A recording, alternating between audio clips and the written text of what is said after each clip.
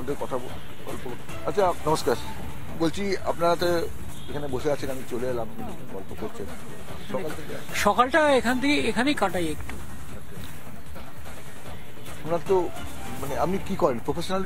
আমি বিজনেস করি। আমার রেল এয়ার টিকিটের এজেন্সি আছে, আর না আরো কিছু ফাইন্যান্সিয়াল বিজনেস আমি করি। আমার একটা শপ আছে, অফিস আছে। তো একটা জিনিস আমরা শুনতে পাচ্ছি, আমি কথা বলছিলাম, আমি দেখলাম আপনি শুনছেন কথাগুলো, যে গতকালই যে কথাটা আলোচনা হলো, হিন্দুরা যেমন আছেন তেমনি যারা মুসলমান হয়ে গেছেন বা খ্রিস্টান হয়ে গেছেন বা অন্য ধর্মে গেছেন, বৌদ্ধ জৈন ধর্মে গেছেন, তারা তো বিবিধ কারণে গেছেন। তারা যদি কেউ ফিরতে চায়, সেই জায়গাটার মধ্যে দরজা খুলে দেওয়ার কথা বলছে। এই জায়গাটাতে আপনার কিছু ভাবনা আছে? অসাধারণ ভাবনা এটা তো হওয়া আবশ্যক। আমাদের দেশের কিছু মানুষ অত্যাচারে প্রলোভনে তাদের ধর্মত্যাগ করতে বাধ্য হয়েছিলেন।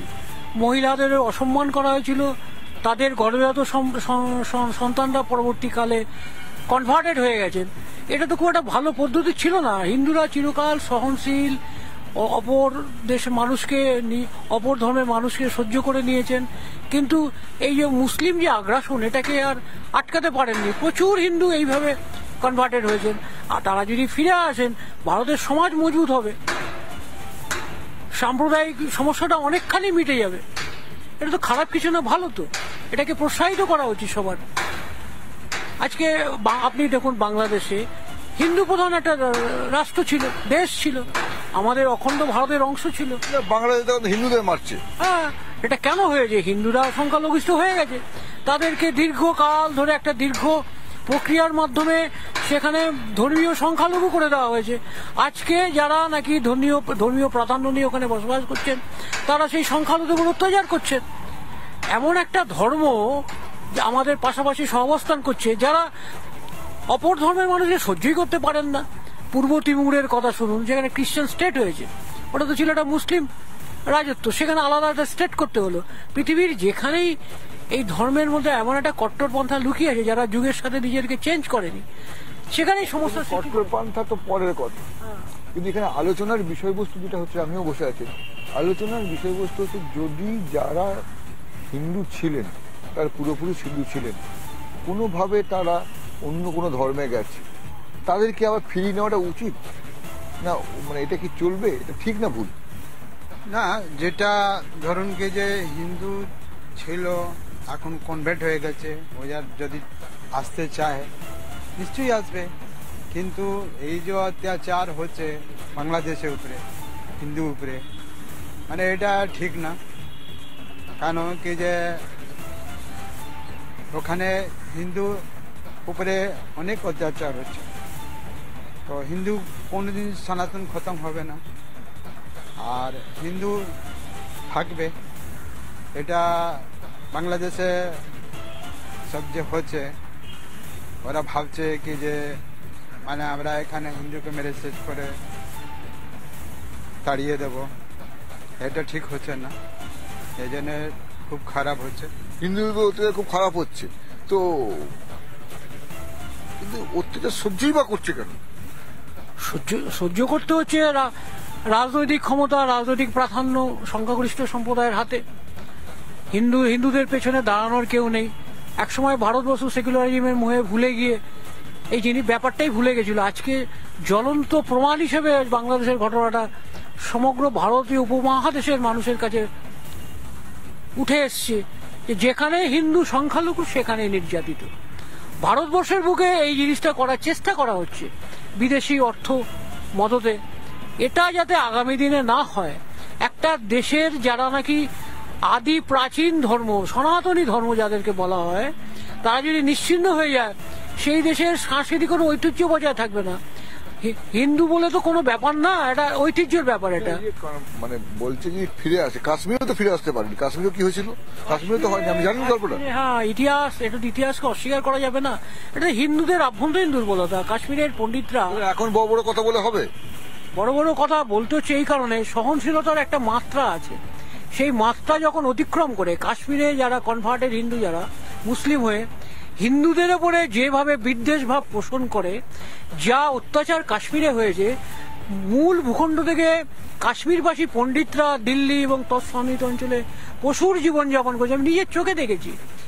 আপনার জম্মুতে ভগবতী নগরে, দিল্লি সেসব তো মিটে গেছে। তারা তো ওখানে তো কাশ্মীর তো আগে তো হিন্দু স্টেট ছিল মোটামুটি। এটা বলার উদ্দেশ্য হচ্ছে এই কারণে, কাশ্মীরি পণ্ডিতরা বানারসের পণ্ডিতদের কাছে, ব্রাহ্মণদের কাছে আবেদন করেছিলেন যে আমরা যে কোনো কারণে হোক আমাদের ধর্ম ত্যাগ করতে বাধ্য হয়েছি, আপনারা আপনাদের ধর্মে ফিরিয়ে নিন।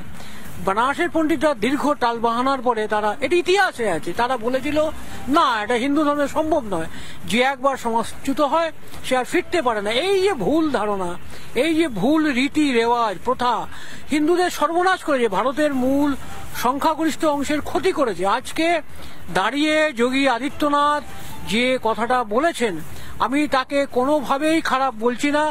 আজকে যদি যারা সমাজচ্যুত হয়েছেন, ধর্ম ত্যাগ করেছেন, তারা যদি ফিরে আসেন, অতি উত্তম, সমাজের মঙ্গল হবে, দেশের মঙ্গল হবে, সনাতনী ঐতিহ্যের মঙ্গল হবে।